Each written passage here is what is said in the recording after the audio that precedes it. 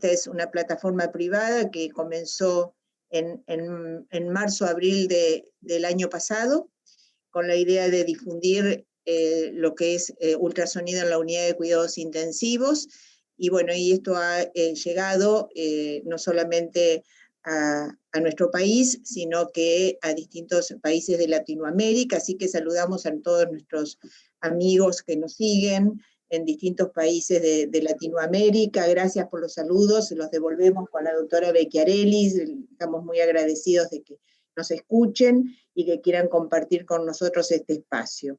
Y también, por supuesto, a todos nuestros amigos de acá del país y de Buenos Aires. Así que bueno, hoy el tema es el ciclo dentro del ciclo de nutrición en neonatología, es hablar sobre soporte nutricional en la unidad de cuidados intensivos neonatales, tanto parenteral como enteral. Y bueno, esto obviamente es un gran desafío para todos, el nutrir nuestros pacientes críticos y en situación de riesgo. Y bueno, con ellos, Carmen es una experta en este tema, así que es un espacio que vamos a utilizar para discusión también, para preguntas después. La idea es que ella haga la disertación y luego surjan las preguntas, todas las que quieran hacer, dándole espacio a todo el mundo. Así que bueno, bienvenida Carmen, gracias. Por participar. Hola a todos, ¿qué tal? Buenas tardes. Bueno, muchísimas gracias por la invitación. Entonces, bueno, como bien decía Cristina, vamos a dar comienzo a esta parte del soporte nutricional en la UCIN, la nutrición parenteral y enteral. Bueno, nos vamos a referir desde la importancia de la nutrición, la población, las etapas, fases alimentarias, macronutrientes, soporte enteral y las conclusiones. Sin duda, la importancia de la nutrición es muy importante en cualquier etapa de la vida. Recuerdo que es una variable modificable y si uno logra una nutrición óptima y un estilo de vida saludable, eso nos marca la diferencia.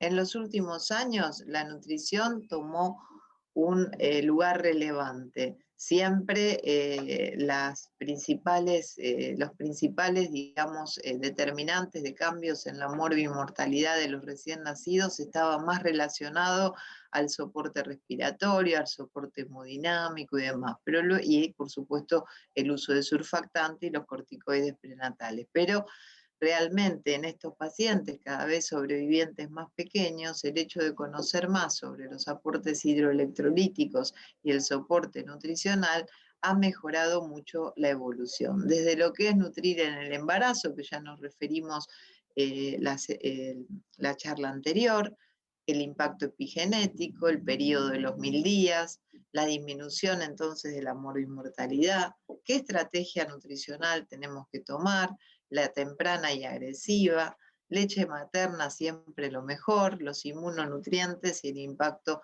a largo plazo.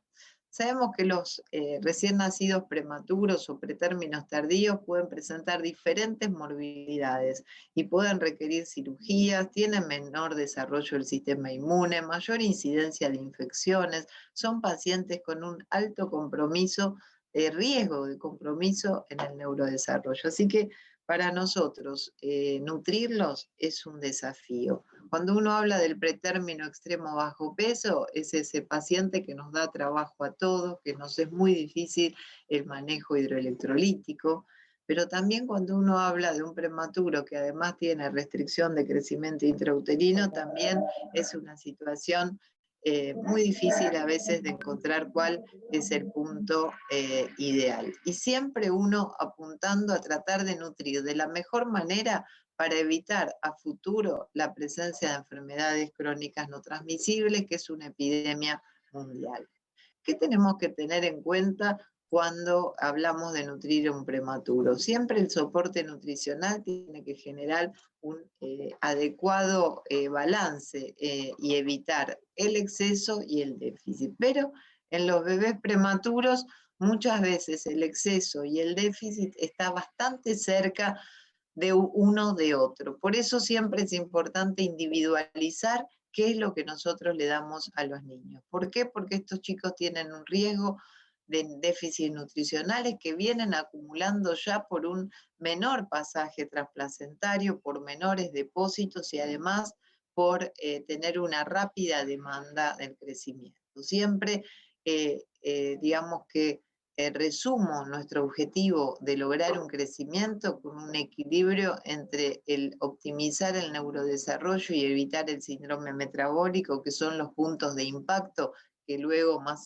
digamos, hacia las siguientes charlas los vamos a ir conversando. Todos sabemos que cuando nacen estos prematuros en el tercer trimestre es donde se produce la mayor acreción de macro y micronutrientes. Por lo tanto, al nacer ya tienen un déficit y ese déficit se va a ir acumulando a lo largo de la internación, a lo cual se suma las distintas morbilidades. Si este paciente a su vez tiene una restricción del crecimiento intrauterino o es un menor de 1500 gramos, sabemos que son pacientitos que ya desde el nacimiento catabolizan los depósitos endógenos. Entonces, por eso se considera una emergencia nutricional. Esto muy bien detallado en el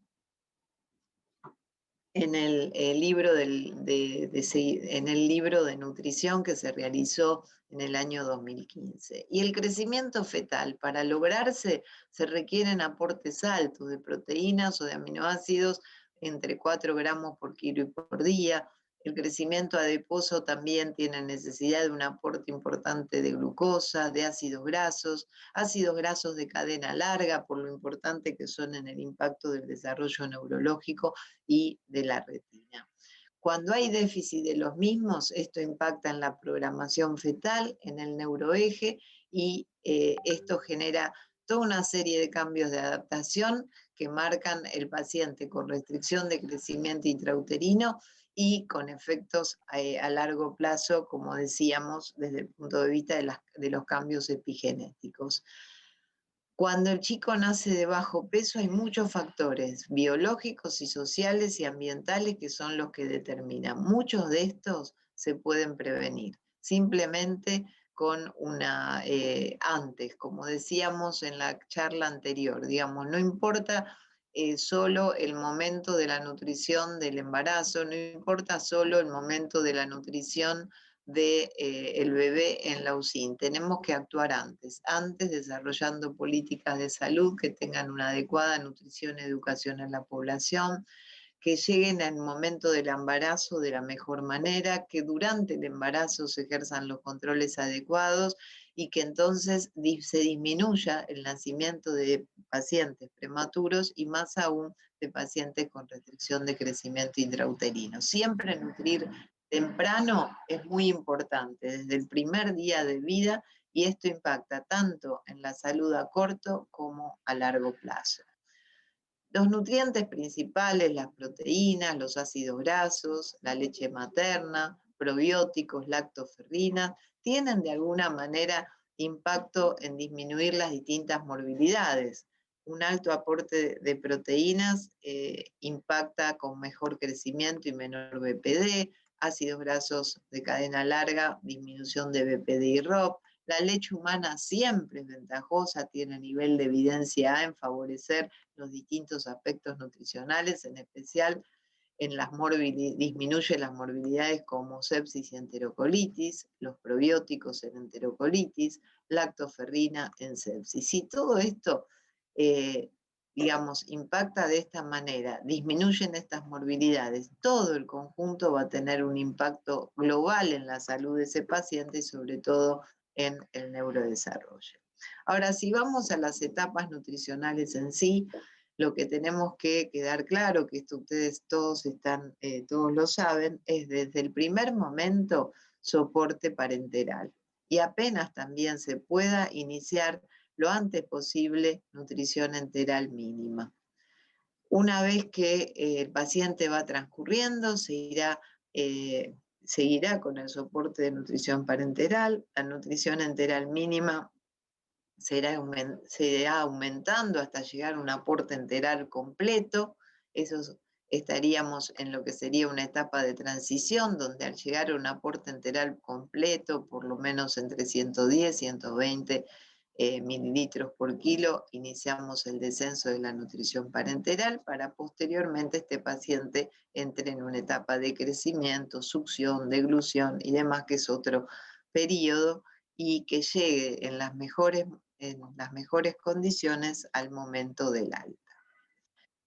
Hagamos hincapié en esta transición, en el cambio de nutrición parenteral a nutrición enteral, porque esa es una etapa muy importante. Si bien normalmente uno sabe que el paciente nace y se interna con un déficit acumulado, y a lo largo de la internación ese paciente va a tener un déficit que se va a sumar por las distintas morbilidades, en la etapa de transición, que es el cambio de nutrición parenteral a enteral, es otro periodo donde se puede sumar un déficit. Por eso, como vemos en este trabajo de Miller, es muy importante que a medida, como vemos acá, tenemos el soporte parenteral en gris y el soporte enteral en blanco.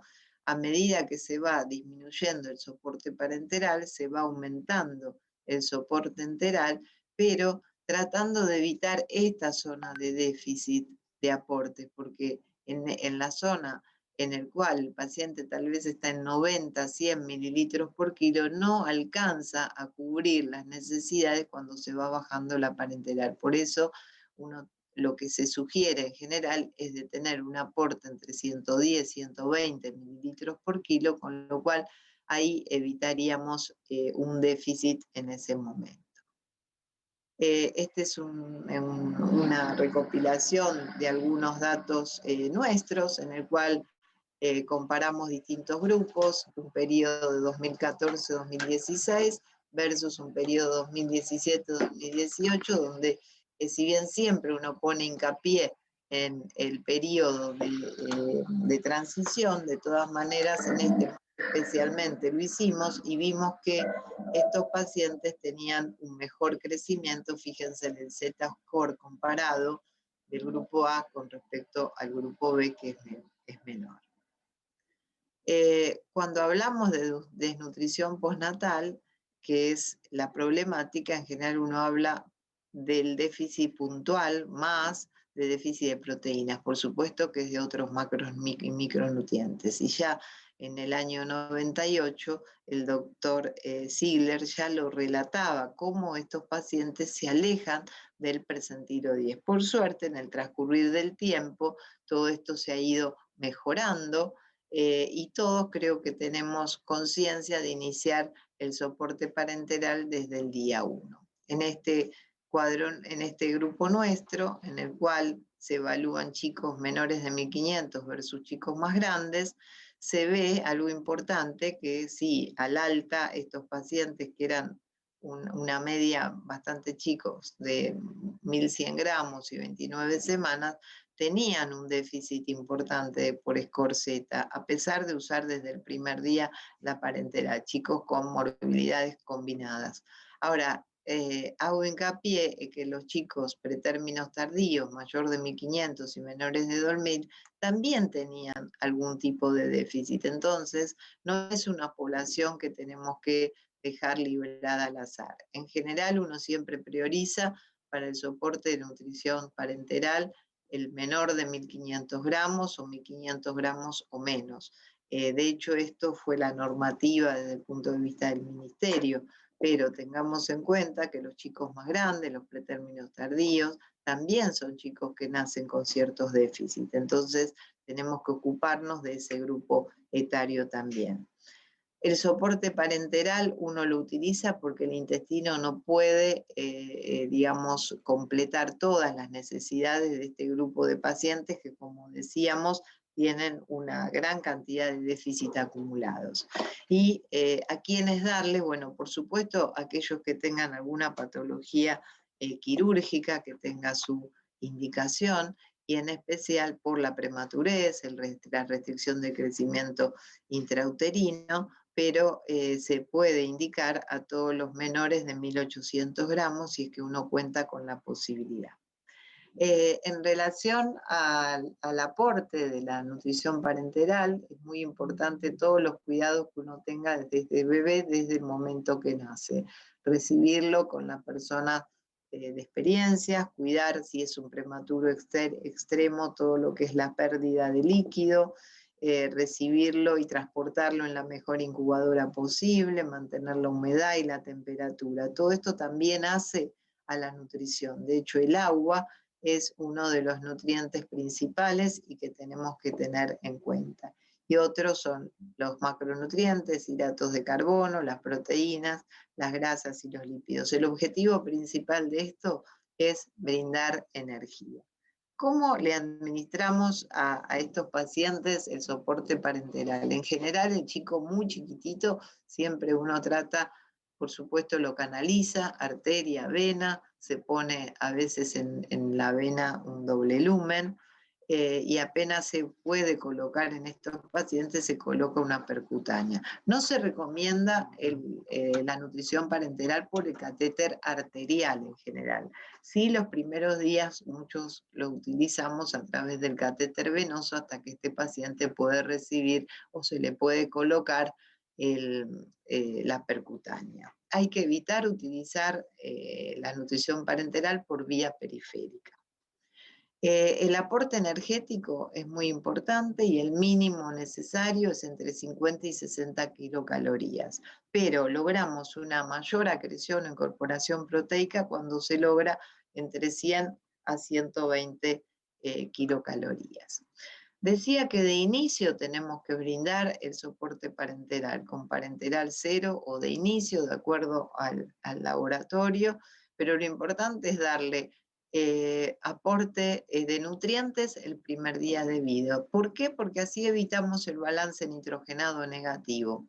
Se indica apenas tiene una vía y en los primeros momentos de vida. La osmolaridad de esta solución de inicio en general tolera la posibilidad de darla por vía periférica. En general, la preparación se hace con volúmenes entre 80 a 90 mililitros, un flujo de glucosa similar al flujo fetal, entre 5 a 6 miligramos kilo minuto, aminoácidos de 2,5 a 3 gramos kilo, no se coloca lípidos en ese momento, sí se incorpora sodio a 2 miliequivalentes por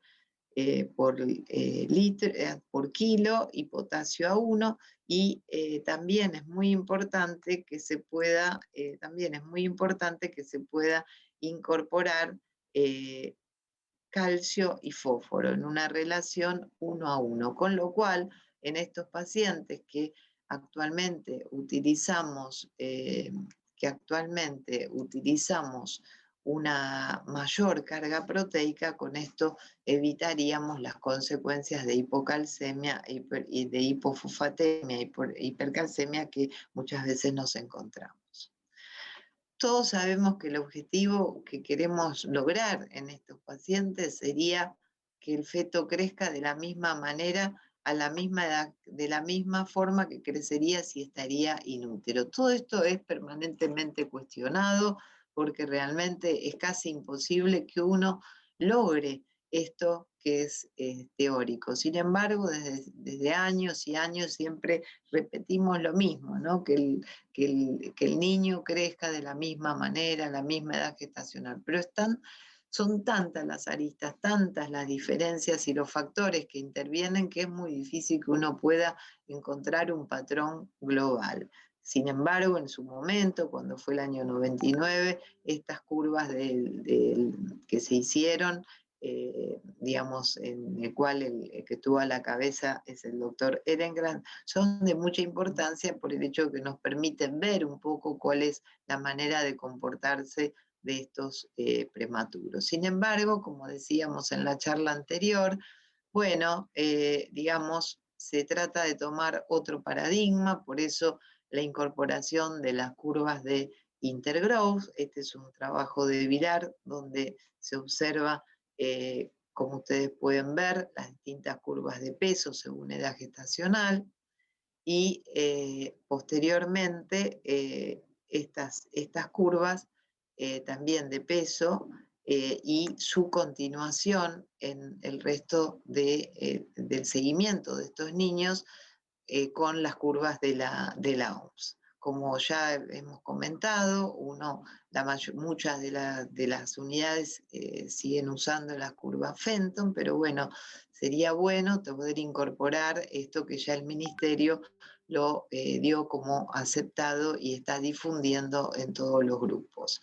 Ahora, también es importante tener en cuenta, porque uno habla del peso, de la talla, del perímetro cefálico, del puntaje Z, como para tener una visión más global de cómo crece el paciente, pero creo que tendríamos que prestar un poquito más atención, tal vez, o capaz esto nos puede ayudar un poco más, a lo que puede ser la composición corporal. Estas son curvas realizadas por Demerat en el 2017 en base a composición corporal de los prematuros, masa grasa, masa magra, que es en percentilos, con lo cual nos puede dar una visión de ayuda en el seguimiento de estos pacientes, en porcentaje de grasa y masa magra.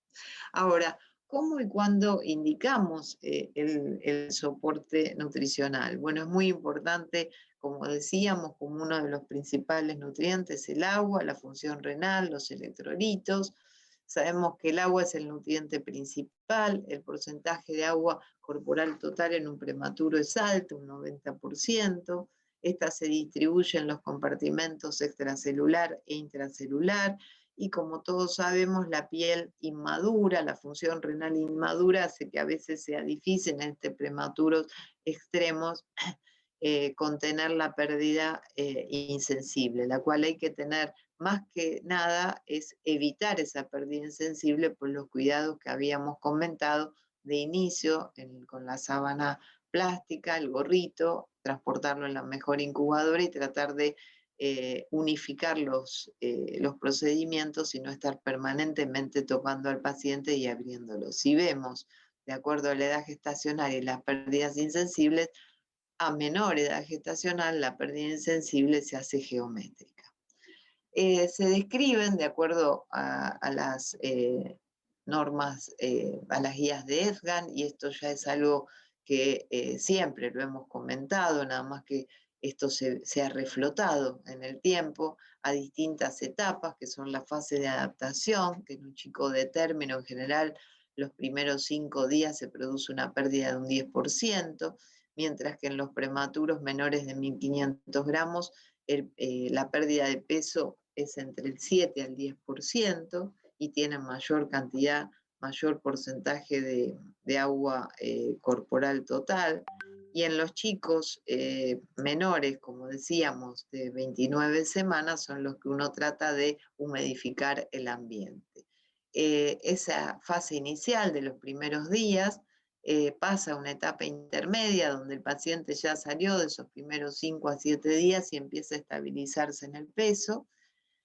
Y luego de esa segunda semana se pasa a una etapa de crecimiento estable, que es cuando uno en general le dice a los padres, bueno, a partir de este periodo, este niño ya va a empezar a estabilizar el peso y empezará a crecer. Hay una pérdida de peso que, como decíamos, es importante que la tengan porque los bebés nacen con más agua corporal total y es necesario que contraigan el extracelular.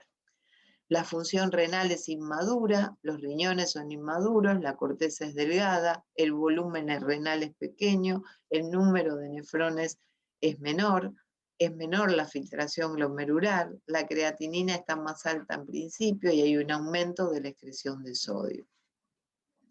¿Para cuánto líquido tenemos que aportar? Bueno, en realidad el primer día de vida, a menor edad gestacional y menor peso, en general es entre 80 a 90 mililitros, y cumpliendo el quinto día no más de 150, 140, 160. Esta es la fase de adaptación también de la misma guía de ESGAN, y acá vemos lo mismo para cada día, del día 1 al día 5, si es un bebé de término, 40 a 60 por kilo, y fíjense un prematuro extremo, entre 80, 90, 100, y llegando a un máximo en el quinto día en general entre 100 a 160. En el prematuro extremo, ellos hacen mención que en algunos casos se pueda llegar a 180, pero todos sabemos que hay que ser muy cauteloso por la apertura de ductus y por la displasia broncopulmonar. En la fase intermedia, como comentábamos también, de acuerdo a la edad gestacional, uno va manteniendo estos aportes entre 140 y 160, y la diferencia tal vez en estos últimos periodos es que antes no se incorporaba el sodio desde el día 1 y ahora, como ustedes vieron en la parenteral de inicio, se incorpora. En la fase de crecimiento estable, entre 140 y 160, el aporte de sodio y potasio dependerá de las pérdidas, pero en general es más alto, y esto será entre 3 a 5 de aporte de sodio, a veces un poquito más, lo mismo que de potasio. El menor de 1500 gramos se le puede dar sodio y potasio desde el primer día, en especial porque ahora nosotros aportamos más aporte de aminoácidos y energía. Y siempre hay que estar atentos a calcular la diuresis y tener en cuenta el desarrollo de hipercalemia no oligúrica. Hay que tener especial atención al exceso de cloruros y evitar acidosis metabólica, y en ese caso considerar el uso de acetatos. Este es un gráfico que, bueno, total queda grabado, donde se hace mención a las distintas necesidades, tanto en acreción como requerimientos para el menor de 1000 o el mayor de 1000 de los distintos micronutrientes.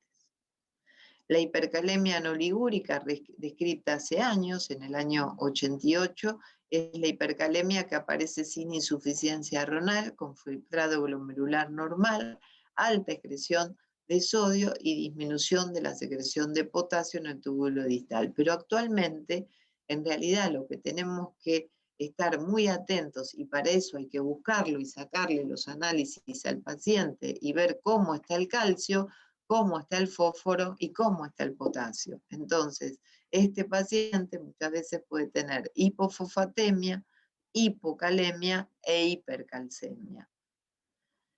¿Por qué está esta hipofosfatemia? Porque las proteínas favorecen la captación intracelular de fósforo y la tasa de absorción de calcio a nivel intestinal, que es de casi un 65%, mientras que la tasa de absorción de fósforo es de un 90%.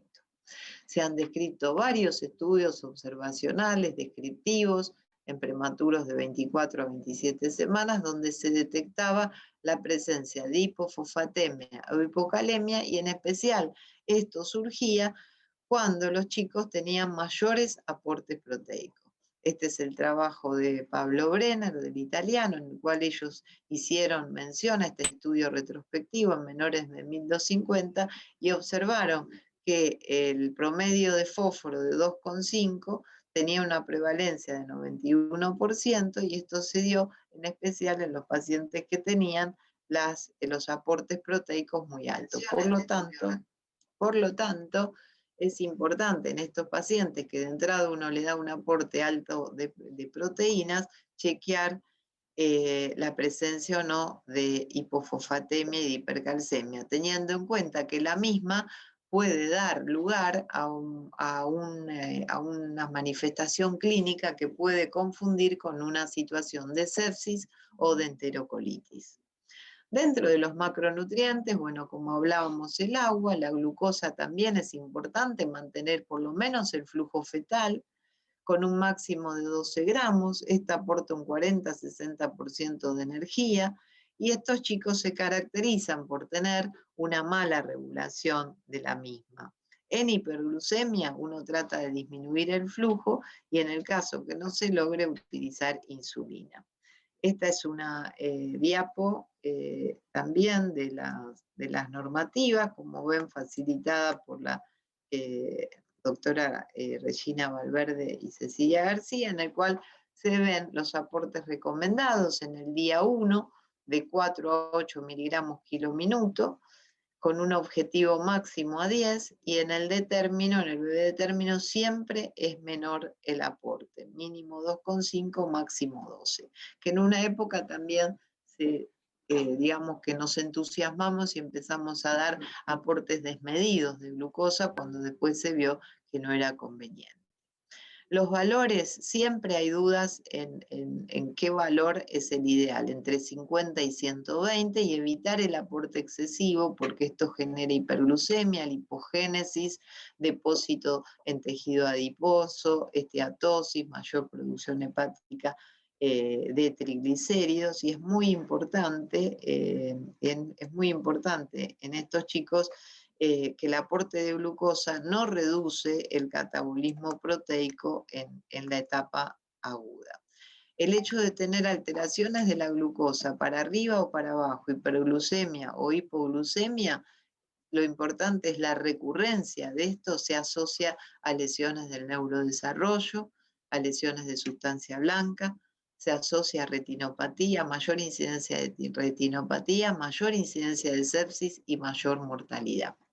Con respecto a las proteínas, el aporte en general de 2 a 4 gramos por kilo y por día desde el día 1 para evitar catabolismo, siempre tener en cuenta en esta población los aminoácidos esenciales y condicionalmente esenciales, y lo ideal sería tener un balance similar a lo que sería un bebé amamantado. En el año 2010, todos propiciábamos aportes muy altos de proteínas, nos peleábamos un poco si era 4, 4,5, 5 inclusive, que no hemos llegado a utilizar, y esto de las mismas normativas de EFCAN, y luego también con las consecuencias que uno puede encontrar en base a la sobrecarga proteica en un riñón tan inmaduro, digamos que se hacen, por suerte, revisiones y actualizaciones, y en las guías del 2018, lo más importante, y esto siempre yo lo digo en mi charla, no menos de 3,5 en general, con que uno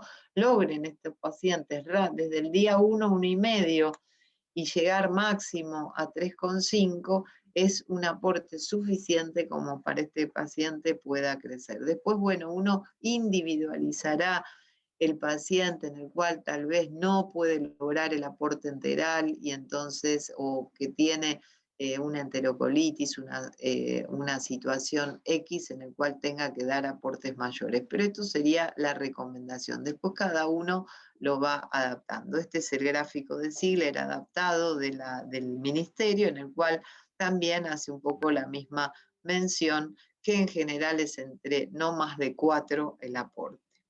Este es el trabajo que siempre pongo del doctor Dean Einstein y todo su grupo, en el cual el cambio de estrategia, comparando un grupo histórico en el que se daba un determinado aporte proteico y un grupo en el cual se dio un alto aporte proteico, se logró una clara disminución de la restricción del crecimiento extrauterino en estos pacientes. Por esto ha contribuido al hecho de que nutrir con aportes proteicos precoces y altos siempre es de gran ayuda. Esta es una revisión de Osborne, de las tantas que hay de Cochrane, pero esta puse una de las últimas, en el cual compara, fíjense que ya comparan valores más bajos de aminoácidos, más de 3, menos de 3, pero 3 como punto de corte. En esta compara el aporte de aminoácidos altos versus bajo, bajo sería menor de 3, son 32 estudios, de los cuales 21 fueron con prematuros extremos y de bajo peso. Se ve que una u otra no afecta la mortalidad, que reduce sin duda, como en el trabajo de Alejandro, la incidencia de restricción de crecimiento extrauterino. No es determinante la evidencia que hay sobre el neurodesarrollo, pero sí hay estudios importantes en donde uno ve que el aporte adecuado de proteínas favorece el crecimiento de la masa cerebral y cerebral, reduce la retinopatía, pero no la severa, reduce el riesgo de hiperglucemia. Por eso no sirve colgar un suerito, siempre es el aporte completo de lo que uno le tiene que dar: glucosa, proteínas, lípidos, macro y micronutrientes. Y digamos que se ha visto alteración de algunos análisis de laboratorio, como urea elevada y bajo fósforo. De todas formas, bueno, yo creo que como consenso, hasta 3,5 es el aporte que uno sugiere. Después lo discutiremos. Siempre tener en cuenta los aminoácidos esenciales por lo importante que es, sobre todo en el recién nacido, que tiene esta característica tan importante del estrés oxidativo. El alto aporte proteico y la energía la primera semana de vida se sabe que tiene un impacto a largo plazo en el neurodesarrollo. Y esto es lo que les comentaba de los trabajos de Snyder, el hecho de dar aportes adecuados o altos de hidratos de carbono, de calorías, perdón, de energías. A ver, esto no lo llevo a ver acá, de energías, de lípidos, de proteínas y de carbohidratos, se ve asociado en este grupo un mayor crecimiento cerebral en estos pacientes. El crecimiento cefálico es uno de los puntos porque queremos nosotros que crezca no solo en peso, en talla, sino también a nivel del crecimiento cerebral, y sabemos que es muy importante estos aspectos nutricionales y que también cada vez que se produce un avance en el crecimiento ponderal, también puede haber un avance en el crecimiento del neurodesarrollo. Otro de los macronutrientes son los lípidos, los ácidos grasos esenciales, que sabemos que son los más abundantes en la leche humana, y recordar que las embarazadas que nos consuman pescados deben suplementarlo con los ácidos grasos con un aporte de 200 miligramos. Estos sabemos que son vitales para el desarrollo del tejido nervioso, de la retina, de neurotransmisores, y el déficit puntual de ARA se asocia a compromiso del mismo. Las infusiones de lípidos que tenemos, nosotros en general usamos las bolsas 3 en 1, o sea que mezclamos también los lípidos, por lo menos iniciar desde el primer día de vida, aunque sea 0,25 gramos por kilo, que esto evita el déficit de ácidos grasos esenciales, llegando hasta 3 gramos, 3 gramos y medio, no superar los 4, y tener en cuenta que hay distintas generaciones de lípidos, y los lípidos de cuarta generación que contienen soja, TCM, aceite de oliva, aceite de pescado, vitamina E, parecen ser los lípidos que pueden ser considerados, que son evidentemente muy buenos para evitar la colestasis para los pacientes que tienen intestino corto, en aquellos que no toleran adecuadamente la infusión de lípidos y tienen altos triglicéridos, y que estos tienen características de aceites de soja que provee ácidos grasos esenciales, TCM que da energía de rápida disponibilidad, oliva, que ácidos grasos monoinsaturados, aceite de pescado, que brinda ácidos grasos de cadena larga, EPA y DHA, y vitamina E como 200 miligramos de alfa-tocoferol. Es muy importante la función de los lípidos porque estos actúan en la función hepática, son moduladores de la respuesta inflamatoria, antioxidantes, en el nivel de triglicéridos, que en general lo importante es medir los triglicéridos, porque si uno no los mide no se entera, pero en un paciente que lleva por lo menos una semana de nutrición parenteral tiene que tener una medición como de hepatograma, y en general se toleran hasta 250 miligramos. Estos aportan 25 a 50% de las calorías. El Lipoplus o Lipiden es muy similar y contiene también aceite de soja, omega 3, MST, vitamina E. No está en mí dar marcas comerciales, pero son los dos que están en el mercado. Brindan ácidos grasos esenciales, energía, vitaminas, y tienen una osmolaridad baja, y esta cuarta generación guardan muy importante relación balanceada entre los omega 6, omega 3 de 2,5 a 1. Hay que tratar de administrarlo en una infusión que no supere los 0,15 gramos por kilo por hora, y como les decía antes, en soluciones 3 en 1. Ya no se utiliza heparina y los filtros que se utilizan son de 9 micrones. El uso o la incorporación de carnitina en una época se incorporaba sí o sí, interviene en la oxidación de ácidos grasos y es como que facilita la incorporación de los mismos en la mitocondria, pero en realidad no hay suficiente evidencia como para incorporarla sí o sí. Se puede considerar en especial en pacientes prematuros con parenterales prolongadas, por ejemplo, aquellos que tienen una enterocolitis, que es una de las causas principales de intestino corto y que muchas veces se asocia a insuficiencia hepática y en este caso son los de peor pronóstico. Para estas situaciones se debe adecuar las vitaminas y minerales con aportes mayores, esto es de la recomendación de Koletzko, aportes mayores de las distintas vitaminas por la falla de funcionamiento del hígado, vitamina A más de 5.000, B 200 a 1.000, vitamina E y vitamina K, y por supuesto siempre tener en cuenta los minerales, calcio y fósforo. También hay muchos trabajos y muchas revisiones en relación al uso de los lípidos, digamos, de este tipo, de cuarta generación. Esta es una revisión de Kapoor, de Cochrane del año 2019, en el cual se ve lípidos en prematuros con o sin aceite de pescado. Hice algo, ¿no? Con o sin aceite de pescado, y no se encontró evidencia para considerar la ventaja de la misma. No hubo diferencias significativas.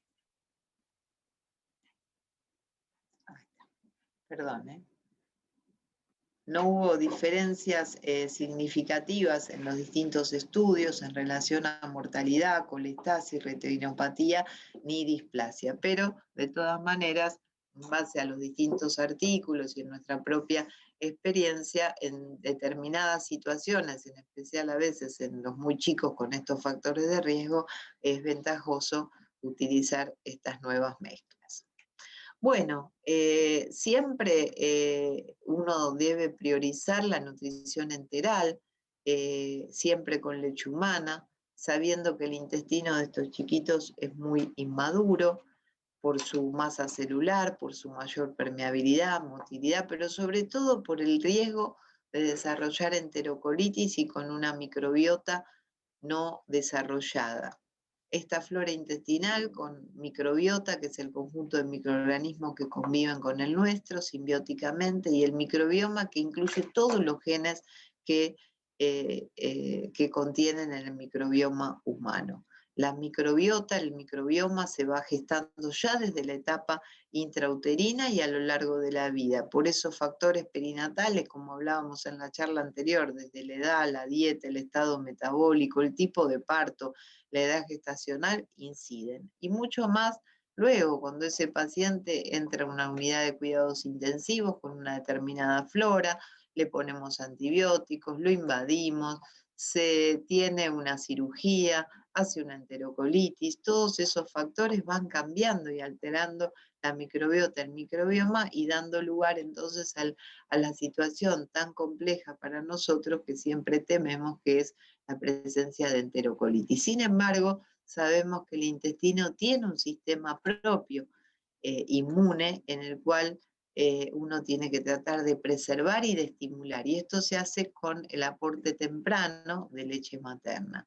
La producción de mucus es protector, de interleuquinas, de citoquinas inflamatorias, en especial de IgA secretora, que bloquea digamos, la presencia de gérmenes a través de los bloques de antígeno-anticuerpo. Ahora, ¿cuándo empezamos el aporte enteral? Sin duda lo antes posible. ¿Con qué? Siempre con leche humana. Esto creo que sin duda hay evidencia suficiente, porque esta es de indiscutible valor inmunológico, tiene evidencia suficiente que previene la enterocolitis, la sepsis, favorece el neurodesarrollo, contiene sustancias bioactivas, prebióticos y probióticos que son beneficiosas a largo plazo.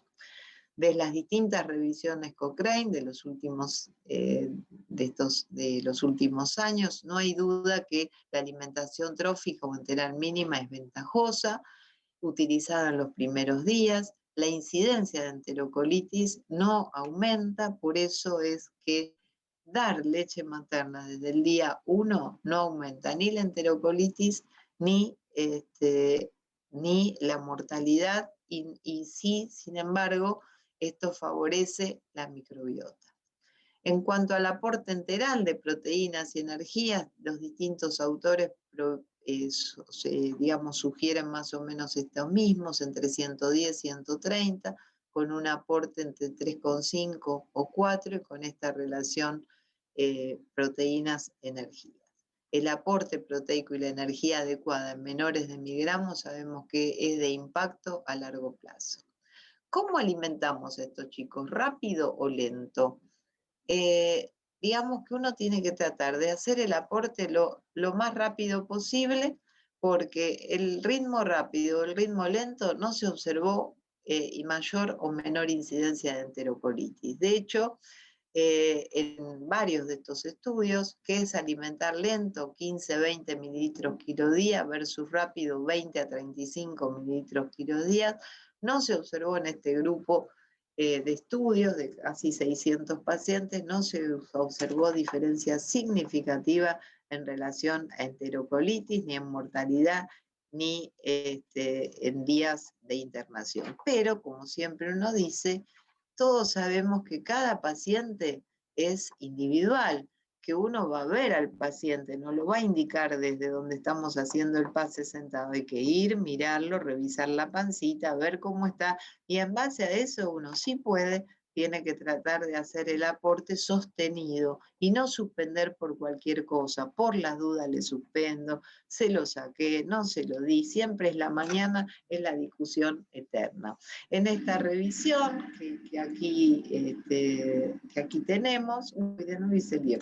En esta revisión son 6 de Cochrane 2014, son 6 estudios randomizados de más de 600 pacientes, chiquitos, entre 1000 y 1500 gramos. También se hizo una comparación, el lento versus rápido, 30-35 mililitros por kilo y por día, y en estos estudios todos randomizados que se pudieron recolectar y evaluar, como ustedes ven, el riesgo relativo es de 0,96 con un intervalo de confianza 0,55-1,70, no hay diferencias significativas.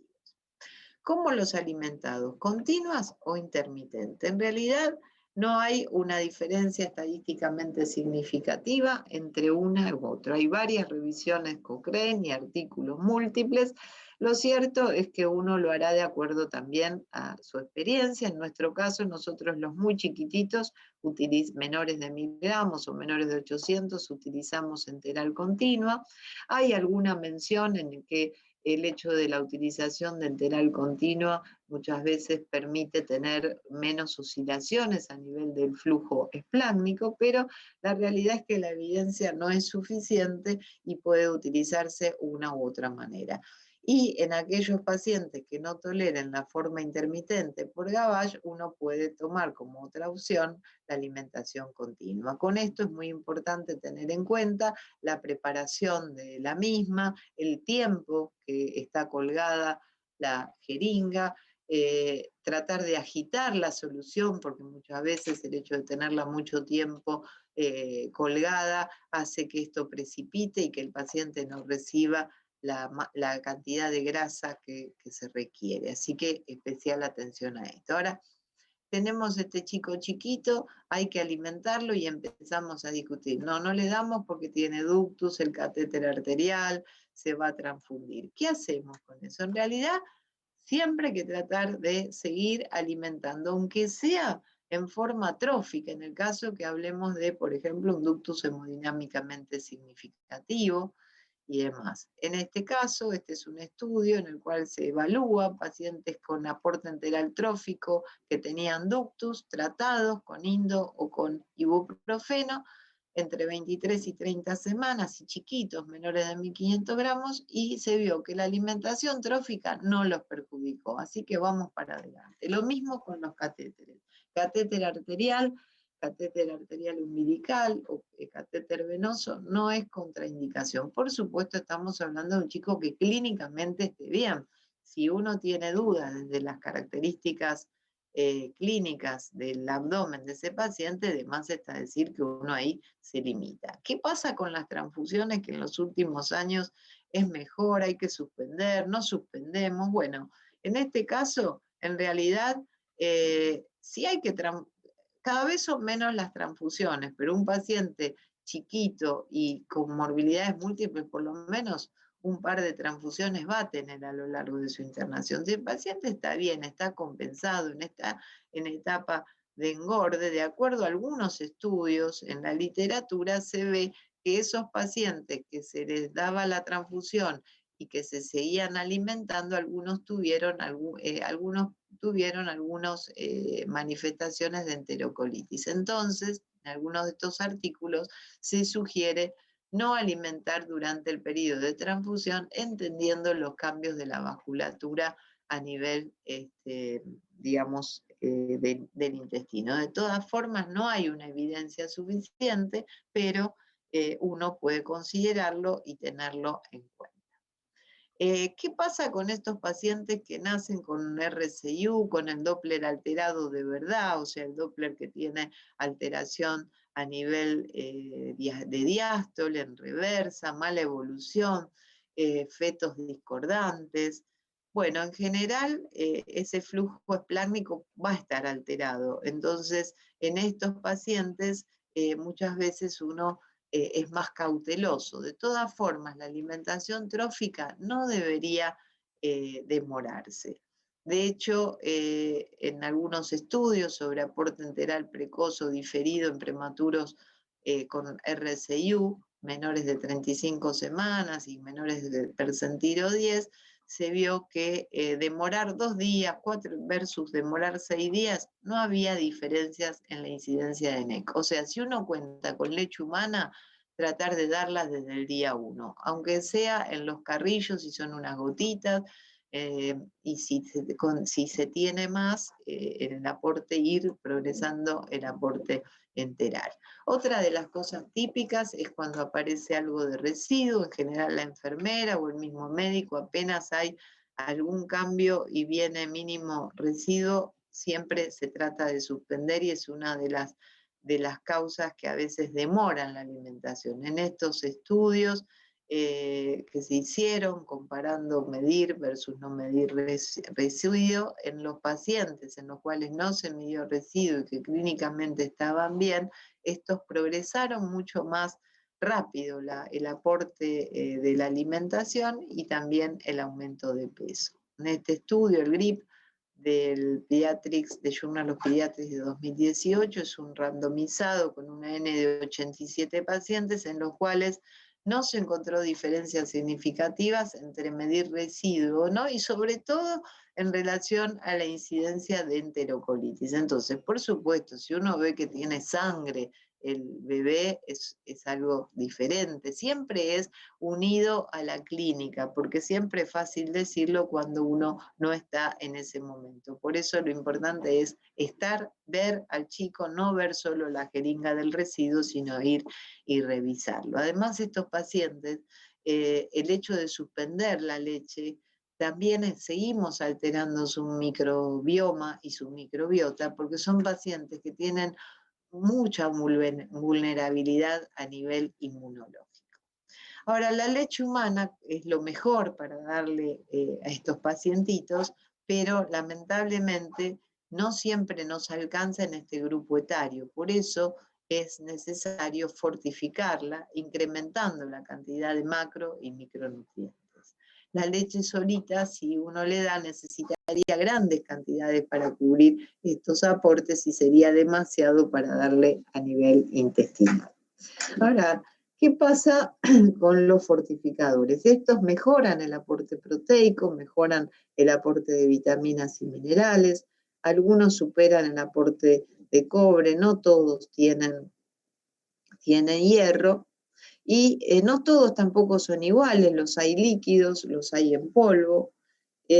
¿Cómo fortificamos? ¿Qué es la fortificación estándar? ¿Qué es la fortificación ajustable. ¿Cuándo lo fortificamos? En general, cuando se llega a un aporte entre 50 a 100 mililitros por kilo y por día. Ha habido algún artículo con ya fortificar con 30 mililitros por kilo, pero esto no prosperó. Y se preparan en general en 12 a 24 horas y es ideal que se haga bajo flujo laminar. Sobre el fortificador líquido de la misma empresa, comparándolo el líquido versus el polvo, se vio que como tiene un aumento de un 20% más de proteínas, los chiquitos crecieron más. No se vieron efectos adversos en estos pacientes, aunque este es un trabajo con 150 prematuros del doctor Moyo, aunque hay artículos aislados, varios, en el cual en estos fortificadores que tienen alto aporte proteico, en algunos grupos han detectado acidosis metabólica. Lo que es importante siempre en estos pacientes que se está fortificando, evaluarlos, medir el nitrógeno ureico, ver cómo está la urea, ver cómo está el medio interno, el equilibrio ácido-base. Es muy importante individualizar la fortificación y esta puede ser dirigida o ajustada. Dirigida es según el análisis de leche humana, en el cual según el análisis de la leche humana, con aportes proteicos de 3,5 gramos por kilo y por día. O sea, en el caso de poder analizar la leche materna, tratar de subirle el aporte que ésta brinde hasta 3,5. Esto hay que contar con el aparato, en esto la gente de Sardá ha trabajado mucho con la medición en leche materna y dirigir la fortificación, así que esto es un dato interesante a tener en cuenta, pero la gran mayoría de nosotros la utilizamos en la ajustada, que sería de acuerdo a la respuesta metabólica del paciente por medición del nitrógeno ureico. Uno va viendo el nitrógeno ureico ideal, que sería entre 9 y 13, y de acuerdo con eso se puede ir aumentando la fortificación. En proporción de acuerdo a la cantidad de fortificador que uno indica. Un vial cada 50, o un vial y medio, o un sobre cada 50, un sobre y medio. Por supuesto, destaco que es mucho mejor si uno tiene la posibilidad de hacer la medición objetiva para ser más preciso. Este es un estudio en el cual se compararon grupos antes de la fortificación y después de la fortificación, y lo que se vio, que es lo que quiero destacar, que en estos grupos en que no había fortificación, casi un 40% de pacientes llegaba con restricción de crecimiento extrauterino. Cuando se incorporó la fortificación, esto bajó al 20%, similar al estudio de Sardá, en el cual bajaron con alto aporte proteico a un 20%. Pero fíjense, la cantidad de calorías no fue la que se modificó. Lo que se modificó es el aporte proteico, y eso es lo que motivó la mejoría en el crecimiento de estos pacientes.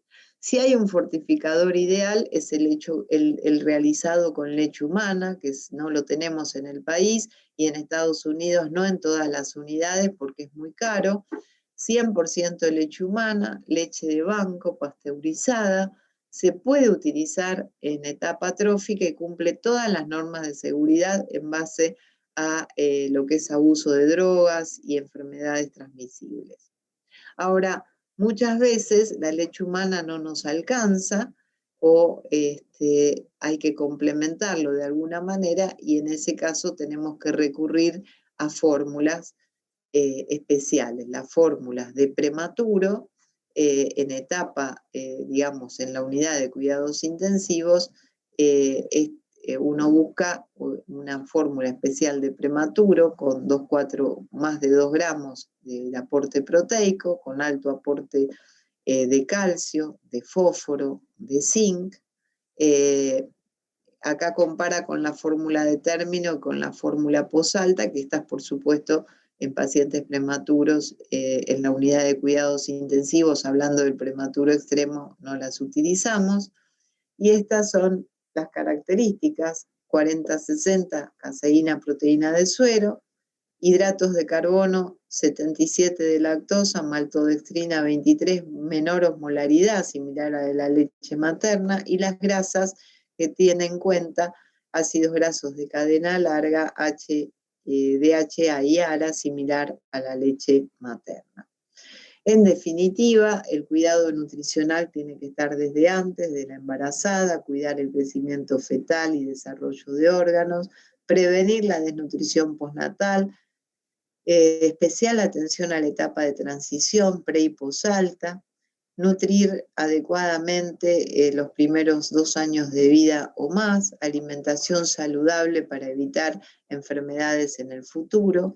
La leche materna es lo mejor, fortificada en este grupo etario, y especial atención a la alimentación al alta, que ahí cuando vemos esta charla vamos a hacer un poquito más detalle de, digamos, de las fórmulas.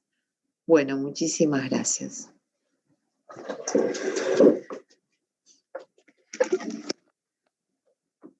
Bueno, muchísimas gracias, Carmen. Realmente re completa la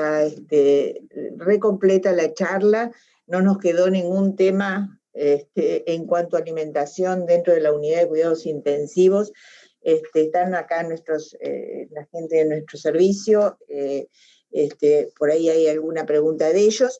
Pero bueno, básicamente yo quería antes contribuir para finalizar esta charla tan completa, comentarles que bueno, que esta plataforma que ustedes saben que ya comenté al principio de la charla, que es de la institución hacia la comunidad, y es abierta, gratuita y demás, y ha comenzado con la pandemia y se ha extendido hasta la actualidad, ha contado con la adhesión y la escucha de mucha gente de nuestro país y de fuera del país.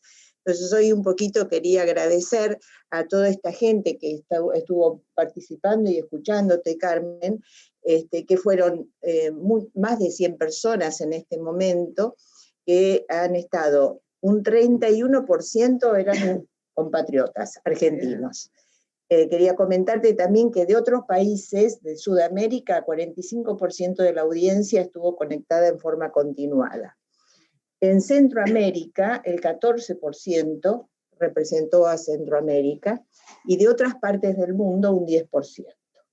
O sea que estamos llegando con estas charlas muy lejos, de mucha gente que creo que esto, si algo la pandemia ha tenido, es unirnos a través de la distancia y comunicarnos a través de estos medios, ¿no es cierto?, que, bueno, bien utilizados y con el mayor interés llegan muy lejos.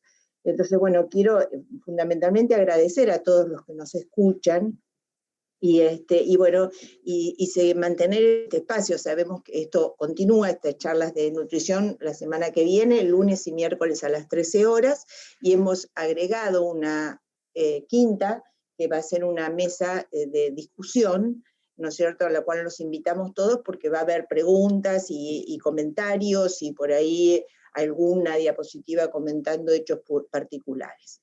Así que, bueno, la idea un poquito es cerrar con las preguntas. Cecilia, no sé si hay preguntas disponibles para Carmen, seguramente que sí.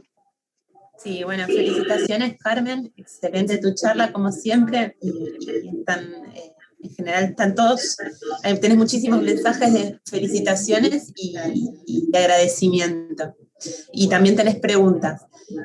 Andrea Álvarez te pregunta, buenas tardes, una consulta, ¿se debe suplementar con vitamina D vía oral mientras el niño recibe nutrición parenteral? ¿Cuánta vitamina D aporta la parenteral? Bueno, en realidad, mientras está con nutrición parenteral, en general no se le da vitamina D aparte.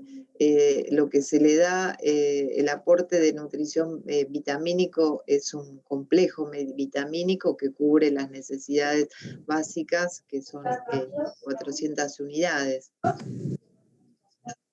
No sé si alguien quiere hacer algún otro comentario. Con respecto a eso, por ahí ahora Andrea nos va a comentar algo, pero te cuento otras preguntas. Dice José Rivera, Manjarres te pregunta, Sí. ¿hay algún trabajo de uso de metformina en la prevención o tratamiento del retardo de crecimiento intrauterino en pacientes con obesidad? Mira, realmente no tengo ese dato, lo puedo buscar. Digamos que la metformina es utilizada en pacientes insulino resistentes en adultos y también en chicos, en adolescentes, pero no puedo decirte el impacto en si disminuye la metformina la obesidad. Yo te diría que si uno trata el sobrepeso y la obesidad, eso es el punto principal. El efecto va a ser que tenga menor morbilidad el paciente y que tenga menor restricción de crecimiento intrauterino o alguna otra patología. En realidad acá el tema principal sería disminuir la obesidad y el sobrepeso, porque sabemos que esto está asociado a alteraciones inflamatorias y esto actúa directamente sobre el feto. O sea, más que la metformina, yo diría, de alguna manera, el disminuir la obesidad, el sobrepeso, etcétera, va a actuar en beneficio del feto. Muy bien, clarísimo. Otra pregunta, ¿qué pueden decir de dar los suplementos de hierro, calcio, multivitamínicos, vitamina D, E, a la madre a dosis preventivas, en lugar de dar a los prematuros vía oral, sabiendo que la capacidad de absorción de estos suplementos en el prematuro está disminuida por su madurez del sistema digestivo y podría favorecer la colonización de bacterias patógenas y provocar necas? Mira, a la madre se le da, como ayer, como los otros días comentábamos, tienen que recibir toda una serie de aportes, como les contaba en la charla anterior, de macronutrientes y de minerales, donde ahí se toma en cuenta el hierro, el fólico, el calcio, etcétera. Ahora, no porque uno se lo dé a la madre, esto va a evitar dárselo al bebé. O sea, a la madre hay que darle una nutrición adecuada, equilibrada y con los suplementos necesarios para que la madre no tenga déficit, y al no tener déficit, esto no impacte en el bebé, en el feto y en la formación. Ahora, si esa madre tiene un embarazo excelente, está bien nutrida y tiene todos los suplementos correctos, muy probablemente ese bebé, digamos que esté en condiciones óptimas. Ahora, pero si ese bebé nace prematuramente, no llegó a recibir la cantidad de macro y micronutrientes necesarios. Entonces, ese bebé igual le vas a tener que dar el aporte en tiempo y forma que necesite de acuerdo a la edad gestacional y a las características de ese bebé.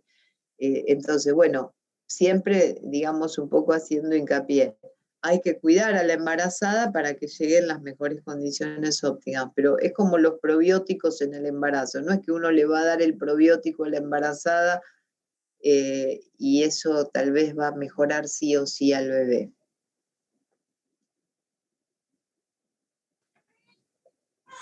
Bien, muchísimas gracias, muy claro.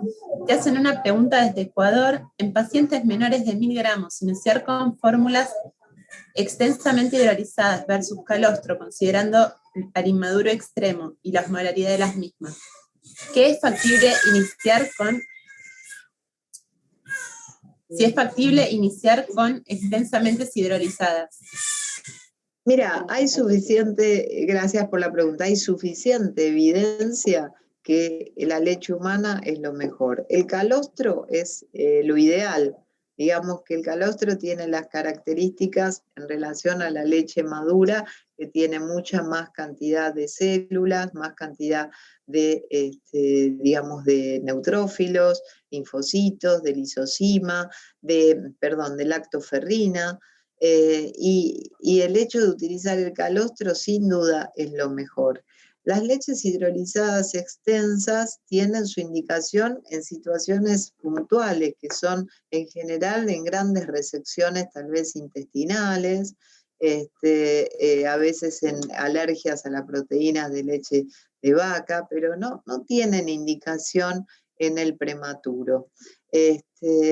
digamos que hubo un periodo hace varios años donde habían surgido algunos trabajos canadienses en el hecho de utilizar hidrolizados, pero realmente no tiene ventaja en relación a darle la leche materna. Además te digo algo, las leches hidrolizadas extensas tienen como características bajo aporte de minerales, justo en una población que requiere un alto aporte de calcio y demás.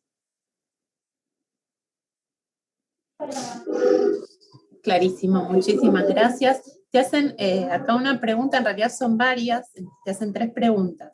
Te preguntan, la primera es, ¿nutrición enteral mínima en pacientes con depresión severa al nacer? Que le hables de eso. La segunda es, ¿hasta cuándo damos los fortificadores de la leche? Y 3, ¿en qué situaciones clínicas suspendemos la nutrición parenteral? Si querés te las hago de a una. Está bien. Está bien. Bueno, gracias. Alimentación trófica o enteral mínima siempre. Aunque el paciente tenga una encefalopatía hipóxico-isquémica, igualmente el aporte trófico se puede utilizar. De hecho, tal vez en algún momento tengamos que lo charlábamos con Cristina más adelante para que no sea que no sea cansador, tomaremos el tema de nutrición en situaciones especiales y la encefalopatía es una de esas, pero como concepto claro es leche materna lo antes posible y siempre. Y de hecho cuando el paciente se mejora y ojalá logre succionar, siempre tratar de ponerlo al pecho. Con respecto a los fortificadores y fortificar, como les conté, a partir de los 50 a 100 mililitros por kilo, y uno lo va haciendo en base a que tenga leche materna. Mientras este paciente tiene leche materna y va creciendo adecuadamente y de acuerdo al nitrógeno ureico, uno los va utilizando seguramente hasta el momento del prealta.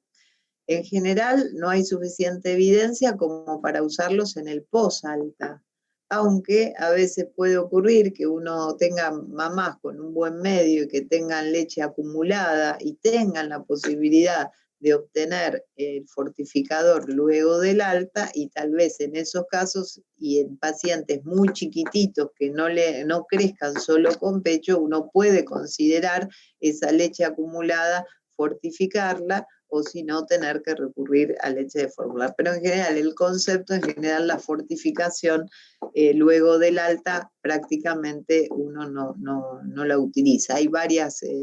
Hay muchos artículos escritos, hay revisiones sistemáticas y demás, pero digamos, esto es un poco el arte también que cada uno tiene en base a las necesidades y a lo que le puede dar al paciente.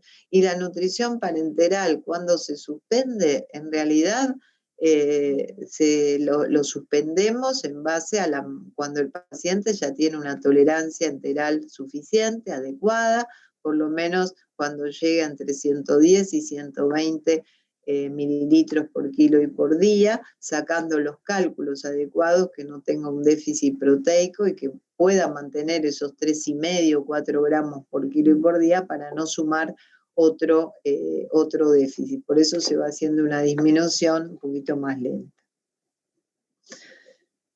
Perdón que esta charla se hizo más larga de lo que yo hubiera esperado, así que tal vez no nos permitió comentarios. Sí. Te pregunta Verónica Rocío, buenas tardes.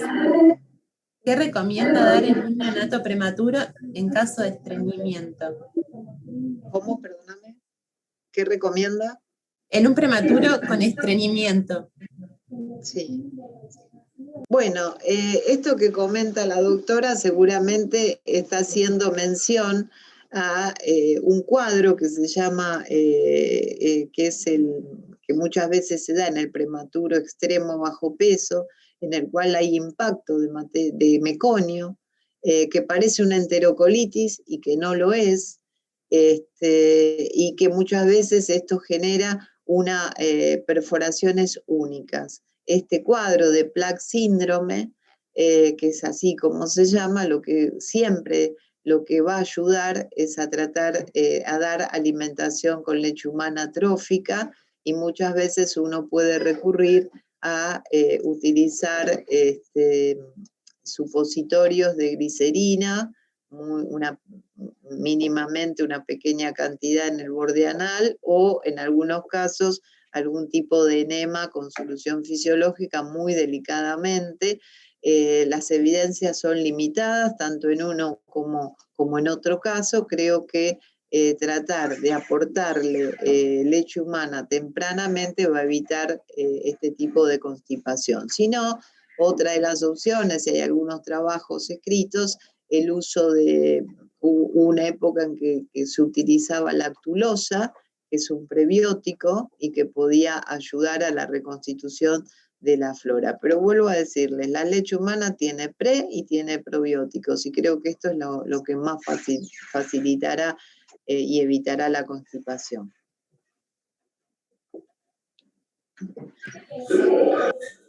Muy buenísimo. Te preguntan también tu criterio para el uso de probióticos en situaciones de mala tolerancia oral en prematuros. ¿Cómo? Perdóname. Por favor, su criterio de uso de probióticos en situaciones de mala tolerancia oral en prematuros. Bueno, mira, el tema de los probióticos, vuelvo a decir, la leche materna tiene probióticos, o sea que en realidad con la leche humana debería tolerar el paciente. De todas formas, el uso de probióticos, digamos, no lo tenemos nosotros todavía implementado como una normativa sí o sí en las unidades, pero en aquellos estudios, trabajos y comunicaciones de las unidades que los utilizan en el mundo, en general son la forma comercial es el Infloran. Lo que se ve que sí, el agregado de probióticos desde las primeras semanas de vida y hasta 4 o 5 semanas posteriores muchas veces puede favorecer la tolerancia. El día lunes vamos a hablar puntualmente de probióticos. Nosotros no lo usamos de rutina.